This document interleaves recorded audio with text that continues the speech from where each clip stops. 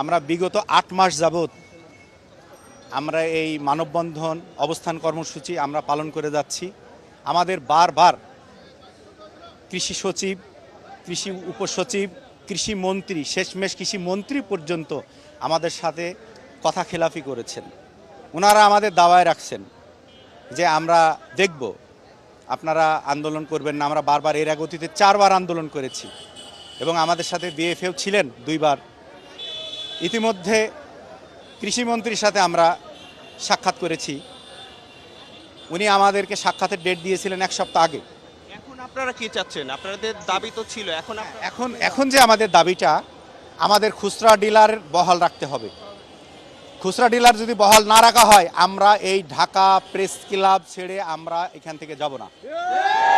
বিগত যারা দায়িত্ব ছিল আমাদের, তাদের সাথে আপনারা লিয়াজু করে এই টিও লাইসেন্সের কোনো ব্যবস্থা আপনারা করতে দেন নাই। এই টিও লাইসেন্সের যদি ব্যর্থতা থাকে, আপনাদের কারণে এই ব্যর্থতা হয়েছে।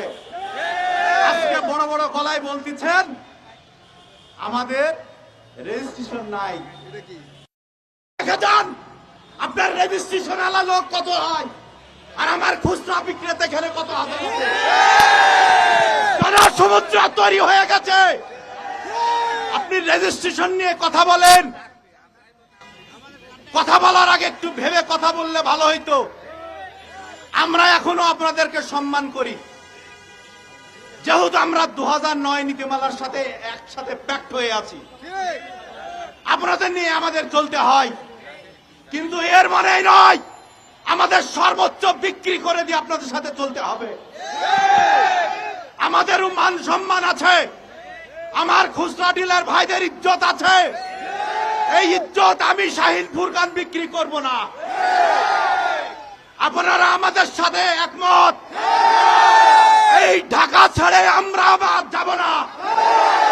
এর আগেও বলেছি, আমাদেরকে মিথ্যা আশ্বাস দিয়েছেন এই কৃষিমন্ত্রী, কৃষি সচিব, উপসচিব, সমস্ত কর্মকর্তা আমাদের সাথে বেইমানি করেছে।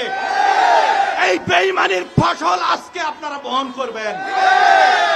ঢাকা ছেড়ে যদি আমরা যাই, আমাদের লাশ যাবে, এছাড়া আমরা যাব না। অনির্দিষ্ট কালের জন্য আমরা এই রাজপথে থেকে গেলাম। যতক্ষণ পর্যন্ত আমাদের জন্য লিখিত কোনো বক্তব্য না দেওয়া হবে, ততক্ষণ পর্যন্ত আমরা এইখান থেকে যাব না। অথবা প্রজ্ঞাপন জারি করতে হবে আজকের ভিতরেই, যদি আমাদের এই ঢাকা প্রেস ক্লাব থেকে সরাতে হয়। আপনারা কি মনে করেছেন এই খুচরা ডিলাররা অসহায়? আরে যার কেউ নেই তার আল্লাহ আছে।